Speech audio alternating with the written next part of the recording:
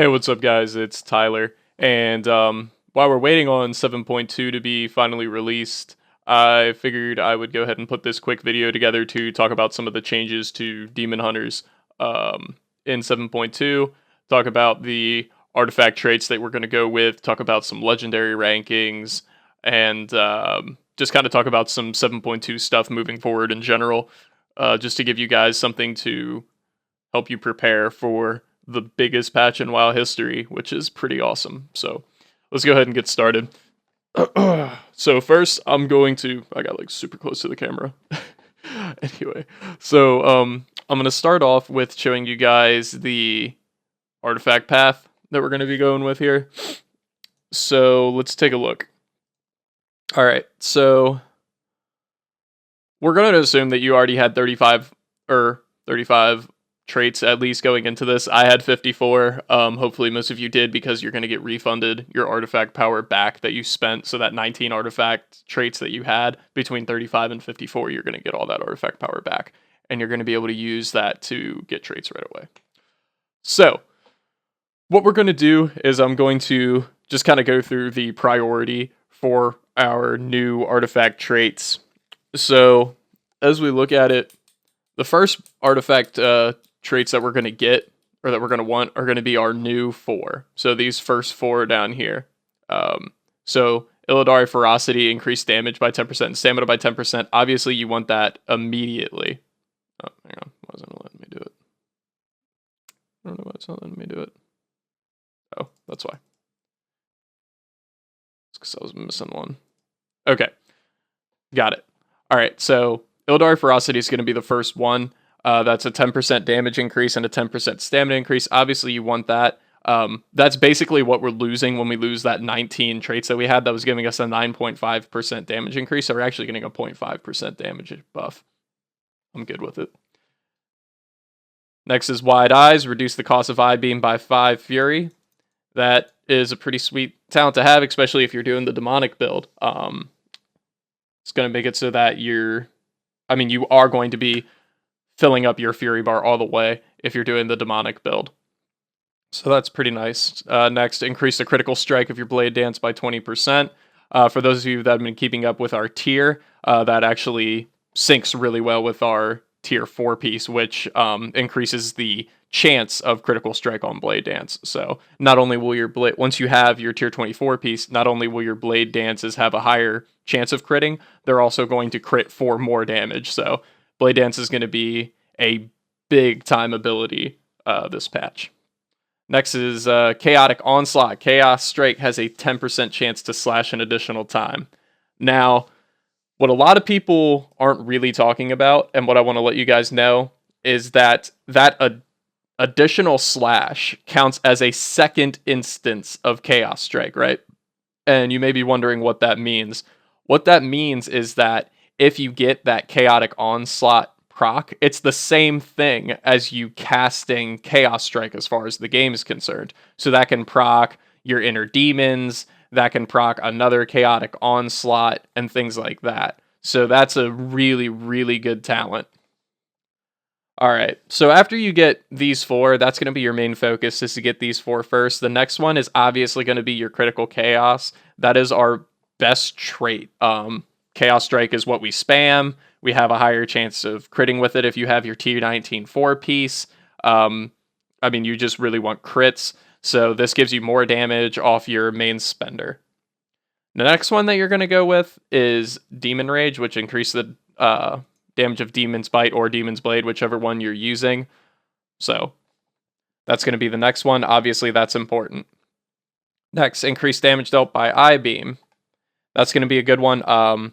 Eye Beam is starting to become something that we might start using more, especially with the reduced cost of Eye Beam. So even though you spend 3 globals using Eye Beam, because it's going to be so cheap with these changes and do a lot of damage, it's going to make its way back into our single target rotation, which is a pretty welcome change, I think. Next, we're going to go with Sharpened Glaives, increases the damage by Throw Glaive. There is a caveat to this.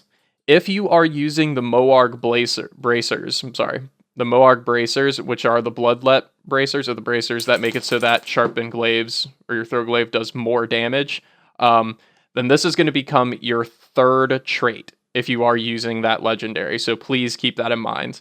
I'm going to have that in text on the side just to make sure that people catch it. Next, we're going to want to put points into Contain Fury, increase maximum Fury. Why wouldn't you want it, right? And then the last one is the reduction of the cooldown of Metamorphosis. The reason why this is the last one is because the reduced cooldown on meta doesn't do that much for us unless we're doing a build that is focused on a reduction of meta. What this change does mean is that you can get away with, or it'll be a little bit easier to do a 2-minute meta build. So that's nice. You can probably get away with doing a 2-minute meta build without a COF with this change. So that's not too bad. So that's the artifact changes. Next, I want to talk about our legendaries. So let me pull up our legendaries here. Hang on 1 second. So I'm just going to go ahead and show you the 42 trait legendaries here. So all this is pre-tier 20. So as you can see, Anger of the Half-Giants, even with the nerf of them nerfing our Fury generation of it down to 1 to 6 rather than 1 to 8, it's still our best legendary.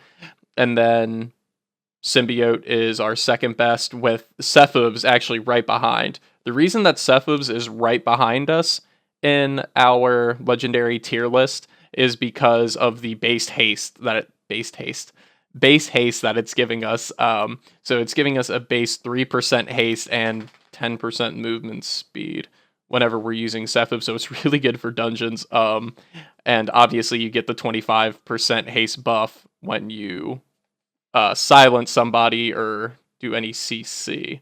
So Sephuz is actually going to be very, very good coming basically as soon as 7.2 hits. And this is the 42 trait rankings. I'll just go ahead and bring this up. This is the 36 trait rankings. As you can see, the only real change is that Moarg and Bloodlet is something that is going to be viable for the first week or so of, or I guess like 2 weeks, I'd say, of 7.2. But as soon as you start getting to your 41, 42nd trait, Moarg is going to become bad again. So we'll just focus on this one. But as you can see, this is just the list of legendaries. This is based on Patchwork Sims. Obviously, your best bet is going to be to simulate your character yourself. I'm going to link the video to my simulation guide if you guys aren't very familiar with how to do that. So that's our legendaries, and that's a pretty good change. I like the changes to the legendaries. One of the things that I do want to talk about with you guys is how Anger of the Half-Giants is going to work with our tier 20.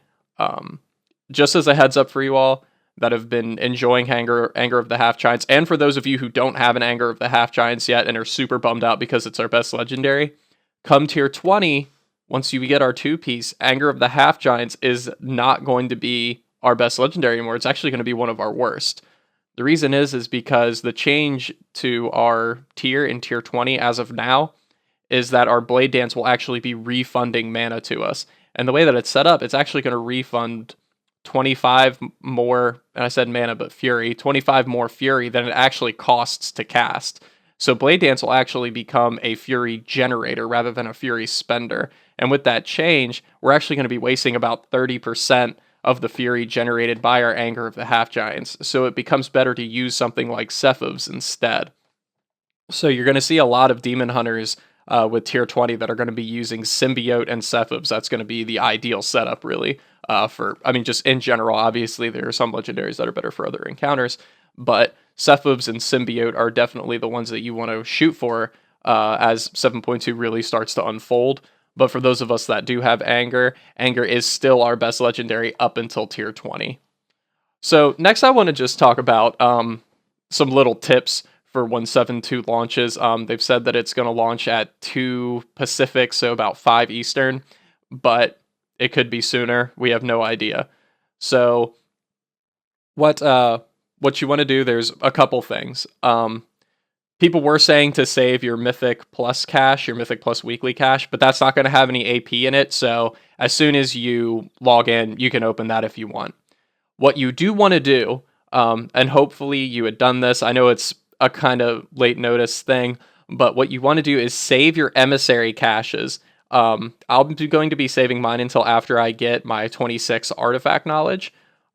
So I have 2 to turn in, and I'll get 1 new one today. So I'll be turning in 3 emissary caches today at 26 artifact knowledge, and with there's